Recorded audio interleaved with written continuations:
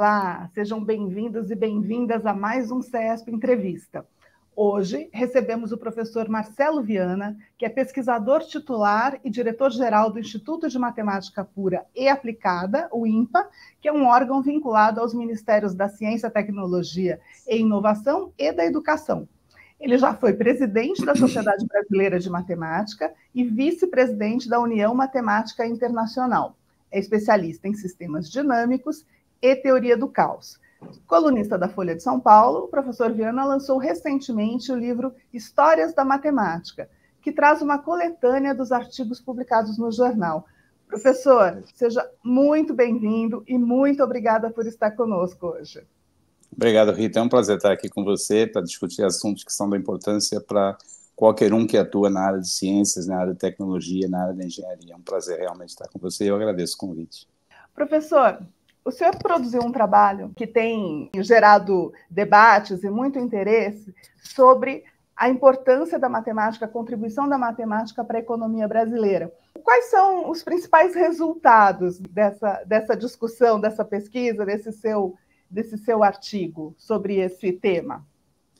Eu acho que vale a pena contar rapidamente a história, que começou uns 10, 12 anos atrás, quando a agência de pesquisa de ciências e engenharia do Reino Unido decidiu encomendar, no caso foi a empresa Deloitte, um estudo para determinar objetivamente a contribuição que a matemática, as profissões que utilizam matemática dão para a economia do país, para a economia do Reino Unido. E o resultado foi surpreendente para todo mundo, inclusive para nós, que sabemos que a matemática vale muito, que a matemática é muito importante. Nem nós esperamos que o resultado fosse o seguinte: 16% do PIB do Reino Unido é produzido por profissões que usam a matemática de forma intensiva. 16%, o que é enorme.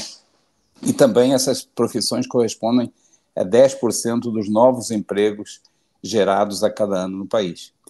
A surpresa só passou quando outros países seguiram o exemplo do Reino Unido, foi o caso da Holanda, o caso da França, da Austrália e um pouco mais tarde da Espanha, e todas com conclusões muito parecidas. No caso da Espanha, ligeiramente diferentes, os percentuais eram um pouco menores, 12% do PIB só, e os autores do trabalho não tiveram dúvida em explicar isso.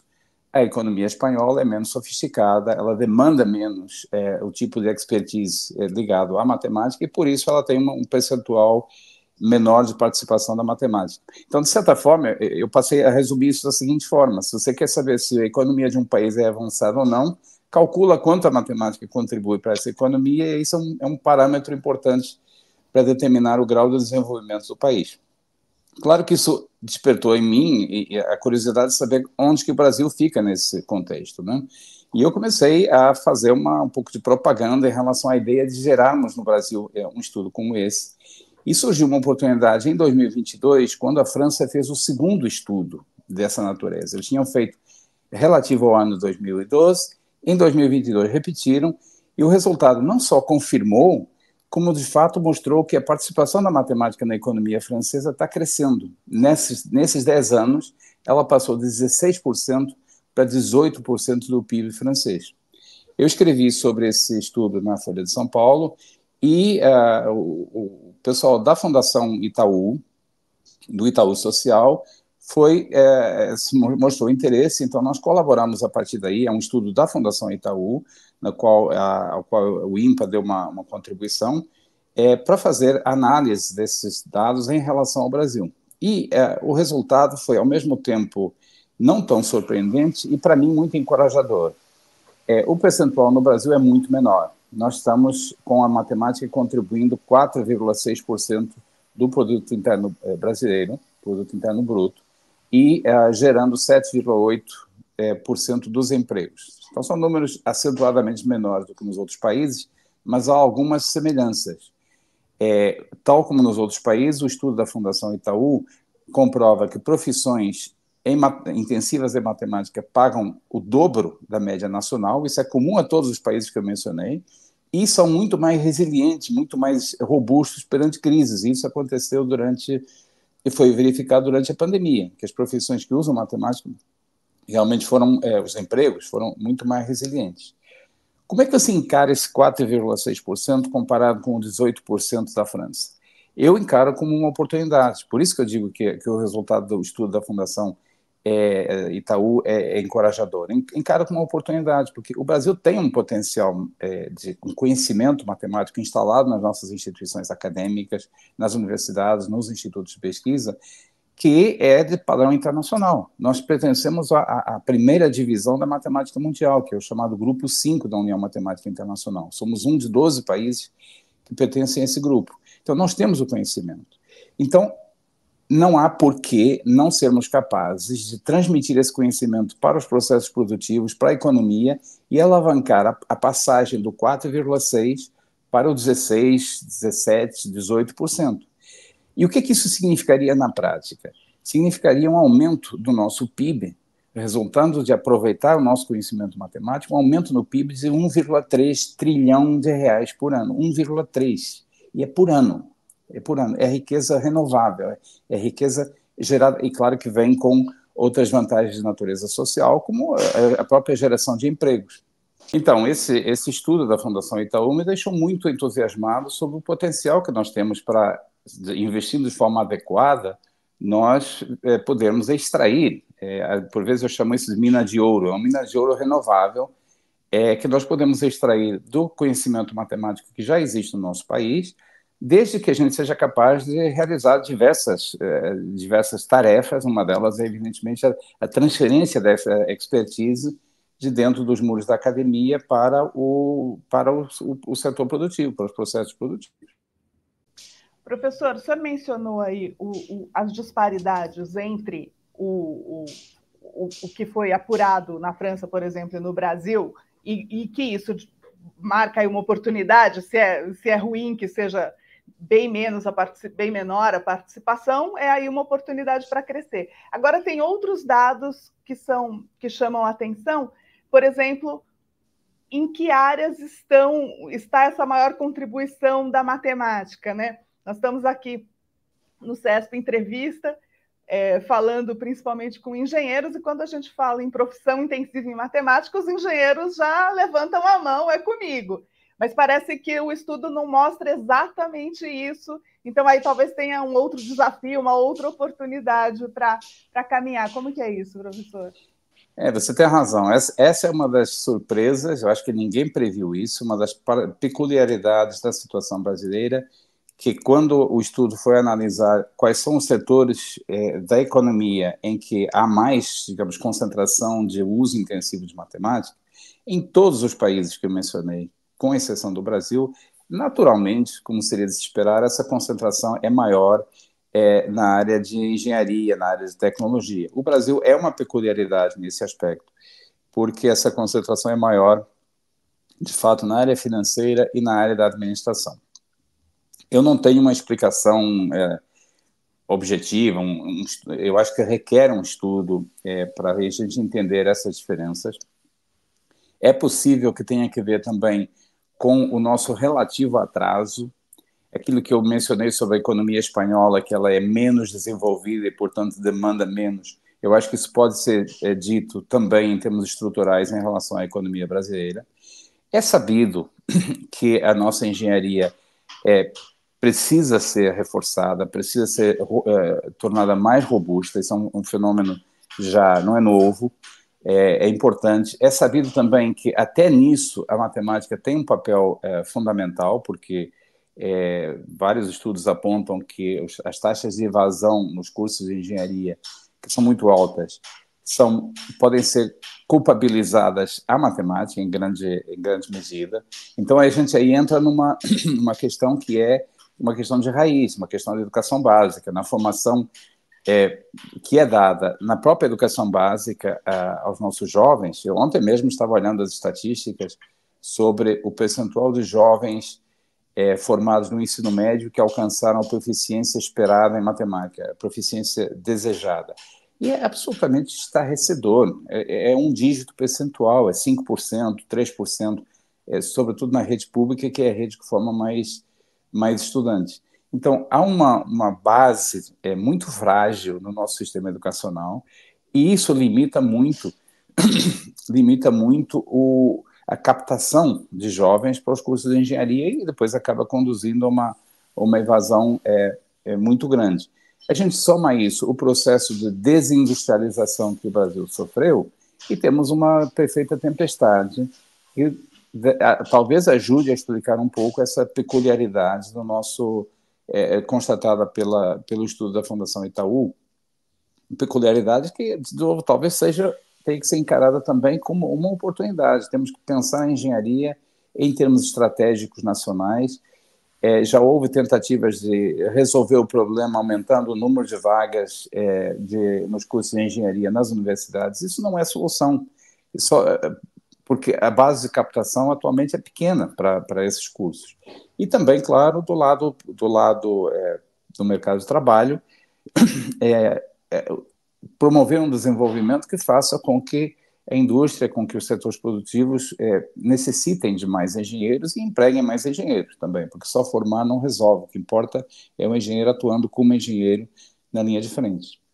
O senhor coloca em pauta questões que têm estado muito em discussão pelos sindicatos de engenheiros, pela Federação Nacional dos Engenheiros. Uma é o próprio desafio da reindustrialização ou da nova industrialização do Brasil, porque esse fortalecimento da indústria tem que se dar hoje em novas bases, pensando aí nas questões da transição energética, da transformação digital, tem vários elementos para serem levados em conta, e essa necessidade de fazer a tal da hélice tríplice girar, né? Conseguir levar o conhecimento da academia para o setor produtivo e o poder público atuando ali como impulsionador, catalisador, fazer isso tudo funcionar. Então, tem essas questões. Agora, esse desafio aí que o senhor coloca, que tem esse problema de raiz na matemática, na educação básica, na educação fundamental, no ensino médio, para que depois a gente possa ter os frutos, não só econômicos, não só de geração de riqueza, mas de formação de pessoas intelectualmente capazes e que possam aí operar não só a economia, mas a vida de forma mais qualificada. Como fazer com que a matemática deixe de ser esse bicho-papão, se torne atraente e acessível, né? Uma coisa que me ocorre é que talvez faltem, inclusive, professores de matemática capazes de cumprir essa missão, né, professor? Eu concordo inteiramente. O professor de matemática é o elo fundamental e é um elo frágil. O problema começa e, de certa forma, termina aí também. Nós estamos devendo muito em termos da formação do professor, que tem diversos tipos de carências, e depende, por vezes as carências dependem até de qual escola de formação a gente está falando, na rede pública, nas universidades públicas ou nas faculdades particulares. Numa e em outra, em qualquer desses dois universos, a nossa formação do professor é muito carente.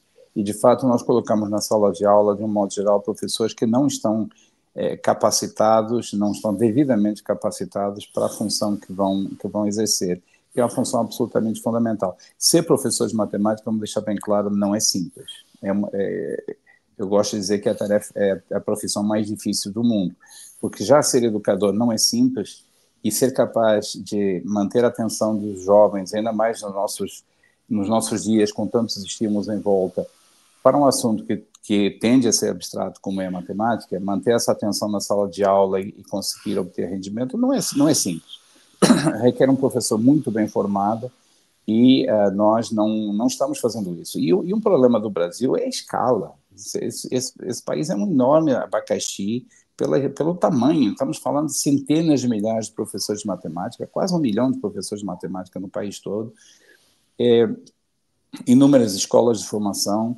Então, pensar em resolver tudo de uma vez talvez não seja muito realista, até porque nós temos um sistema federalizado, com diferentes entes federativos responsáveis por diferentes aspectos. Coordenar tudo isso não é simples. Para não ser só negativo, tem havido progresso. A BNCC, a Base Nacional Comum Curricular, é um progresso. A reforma do ensino médio é outro progresso. O nosso velho ensino médio estava baseado na falácia de que somos todos iguais e, portanto, temos todos que aprender a mesma coisa, o que não é verdade. Nós não somos todos iguais, de fato, somos todos diferentes e, ao chegar ao ensino médio, já começam a se apontar direções diferentes. Então, flexibilizar para que quem um dia pretende ser engenheiro aprenda mais matemática e talvez menos história ou menos geografia, e, por outro lado, quem vai enveredar por áreas mais da área de humanidades não seja obrigado a aprender a mesma matemática, isso é um pingo de sensatez, e o novo ensino médio traz um pouco disso. Eu digo traz um pouco porque o demônio está nos detalhes, está na implementação e no modo como o novo ensino médio está sendo implementado em diferentes escolas, que está longe de ser ideal. Mas são progressos. Agora, o meu instituto tem algumas iniciativas que, não, por si só, não resolvem o problema, mas que eu acho que apontam, né, numa boa direção. A maior envergadura é a Olimpíada Brasileira de Matemática das Escolas Públicas, que é um certame que a gente realiza todo ano, com a participação de 18 milhões e meio esse ano, de crianças e jovens do Brasil inteiro. E o que ela faz não é eu não hesito em chamar de competição, porque embora ela tenha um caráter competitivo para tornar mais instigante a participação, de fato ela é um instrumento de promoção do gosto pela matemática, levando a matemática na forma de desafios, na forma de resolução de problemas, para jovens que muitas vezes nem sequer tinham, a grande maioria não tinha a percepção de que a matemática era isso, de que a matemática podia trazer até esse prazer na resolução do problema. Então, é um exemplo de como a gente, por meio de iniciativas direcionadas, pode começar a levar um gosto pela matemática, o prazer até os nossos jovens, e, ao mesmo tempo, abrir oportunidades, levar oportunidades a um país que é tão injusto, a regiões e grupos humanos da nossa sociedade que estão tão afastados dos centros de oportunidade, dos centros de poder, e levar essas chances de progresso pessoal e profissional tão longe quanto possível dentro desse país. E, enfim, veja, nós acabamos de criar agora um curso de graduação no IMPA, o IMPATEC, e desenhamos esse curso absolutamente a partir das constatações das quais nós estamos falando aqui, em particular do estudo da Fundação Itaú. Há que formar profissionais para que o mercado quer receber. Não vamos formar matemáticos, engenheiros, cientistas da nossa cabeça, porque o resultado disso é formarmos pessoas com uma boa formação e que o mercado não quer receber e, portanto, acabam fazendo outra coisa, como acontece em outras áreas. Tá? O nosso sistema universitário, sabidamente, está formando quantidades enormes de advogados, administradores, etc., que nada contra essas profissões, mas simplesmente depois essas pessoas não conseguem colocação no mercado de trabalho porque não há essa demanda toda. Então, nós temos que formar pensando na demanda do mercado e na demanda do mercado do século XXI, e parar de formar engenheiros, matemáticos, cientistas para o século XX, que é o que muitas das nossas escolas ainda fazem. Então, a tarefa, Rita, é uma tarefa hercúlea, porque o país é de uma dimensão continental, os nossos problemas são gigantescos, mas há algumas boas direções, e também nós podemos nos inspirar nos exemplos de sucesso em outros países. Países estrangeiros têm tratado dessas questões, a matemática é problemática em praticamente todo o mundo, mas há bons exemplos, basta tentar para a Coreia do Sul, que é um país bem menor que o Brasil, mas de uma proporção que a gente pode aproximar, e que equacionou, embora do ponto de vista da pesquisa eles estejam atrás da gente no mundo, e nós somos do grupo 5 e eles não são, mas eles equacionaram essa transição do conhecimento matemático da academia para o setor produtivo de forma exemplar já há algumas décadas. Outro aspecto que o seu trabalho mostra é a desigualdade social brasileira presente também nessa questão, né? Em relação à participação aí nas áreas intensivas em matemáticas de mulheres e de pessoas negras. Quais são esses dados e que implicação isso tem para reforçar a desigualdade no país? São problemas agudos, são realmente bem marcados, e eu vou exemplificar com um dado relativo à Olimpíada Brasileira de Matemática das Escolas Públicas, que, como o próprio nome indica, embora ela possa contar com a participação de outras escolas, ela foca muito no universo da escola pública, onde a gente já espera encontrar uma diversidade maior, sobretudo em termos raciais, do que na escola privada, né? Pois bem, a participação direta na Olimpíada, em termos do gênero, para começar, é bastante equilibrada, porque nós alcançamos praticamente a população estudantil brasileira entre o sexto ano do ensino fundamental e o final do ensino médio. Então, 50-50 em termos de gênero. E a Olimpíada é organizada em dois níveis, duas etapas. A primeira etapa é com a participação, a prova é realizada nas escolas, é uma prova de múltipla escolha, e são selecionados para participar na segunda fase os 5% melhores de cada escola. 5% significa que entre cada 20 alunos de uma escola, um vai poder se apresentar na segunda fase. Bom, a gente analisa a distribuição de gênero entre esses 5% melhores em cada escola e ela é perfeitamente equilibrada. E veja, um em cada 20 é um filtro bastante rigoroso, né? E aí não há qualquer assimetria em termos da parte do gênero. Mas, no final da segunda fase, tem a correção da prova, que é de discursiva, etc. Nós selecionamos e atribuímos as medalhas. E entre os medalhistas, aí sim, o desequilíbrio do gênero aparece. E aparece de uma forma que é bastante peculiar. A Olimpíada é organizada, dividida em 3 níveis por idade. O nível 1 corresponde ao sexto e sétimo anos, o nível 2, o oitavo e nono, e o nível 3 é o ensino médio. E nós temos, assim, para simplificar as contas, assim, dar um número redondos, que no nível 1, dos mais novinhos, 25% dos medalhistas são meninas. No nível 2, são 20%. E no nível 3, 15%. Ou seja, vai diminuindo. E essa diminuição até já foi maior. Já ela se atenuou um pouco. Olha, por quê? Estamos falando dos mesmos jovens ano após ano. Não é que naquele ano teve uma entre-safra disso ou daquilo, enfim. Ano após ano, esse padrão se mantém com pequenas variações. Ou seja, de alguma forma, há fatores que certamente vão além da Olimpíada, que contribuem para que as mulheres, as meninas, se afastem do processo ou se tornem, de alguma forma, entre aspas, menos competitivas. Eu pergunto para as garotas, eu não tenho um estudo para responder isso aí, mas eu pergunto a opinião pessoal de algumas daquelas que persistem até o final e elas não têm a menor dúvida. A resposta é sempre a mesma. Os garotos são muito mais incentivados do que a gente. Para uma mulher permanecer na carreira de ciências, é um ato de força interior e de coragem, de determinação, porque o mundo fora conspira contra não havendo incentivo, havendo menos incentivo, e, de certa forma, com sinalizações de você não pertence aqui, esse lugar não é para você, etc. Em relação a...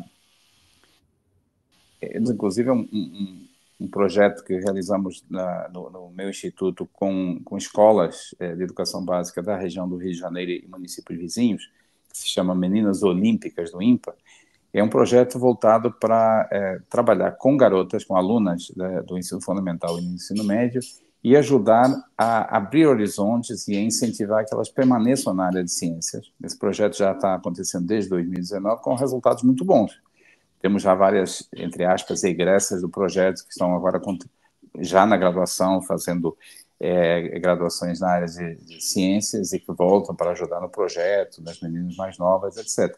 Então, é importante dizer para as mulheres que ciência é, de certa forma, combater todos esses fatores socioculturais que dizem o contrário, que dizem para mulheres que engenharia, ciências não é lugar de mulher. Não há nenhuma razão objetiva para achar que mulheres sejam menos capacitadas ou menos capazes em qualquer desses domínios, mas existem sim mensagens subliminares, mensagens subconscientes o tempo todo, desencorajando as meninas de continuar. Em relação à questão da raça, eu creio que várias das coisas que eu acabei de dizer é menos estudado, menos entendido, até porque raça é um conceito mais difícil de definir. As cotas raciais têm ajudado um pouco, mas já está claro, após esses anos, que elas são insuficientes para criar uma verdadeira justiça racial no acesso, em particular, ao ensino superior. enfim, que é mais difícil de caracterizar, mas eu acredito que várias das coisas que eu disse, em particular em termos das mensagens culturais que são enviadas, são importantes, são reais e desincentivam a participação, a permanência, a resiliência de pessoas negras no mundo STEM, no mundo das ciências e engenharia. E a esse respeito, talvez para encerrar essa minha ponderação, que é um pouquinho apaixonada, porque é uma questão que eu considero importante e grave, eu gostaria de contar um pequeno episódio. Na primeira atividade coletiva que nós organizamos nesse projeto que eu mencionei, Meninas Olímpicas do INPA, nós visitamos a Casa SESI, que é a sede da Federação das Indústrias aqui do Rio de Janeiro.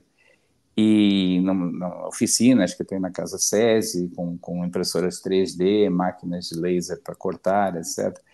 E eu estava observando as meninas lá fazendo a visita, um pouco afastado, mais para observar, via todo aquele rebuliço das garotas querendo ver tudo aquilo, e vi uma menina com o celular fotografando, o tempo todo fotografando.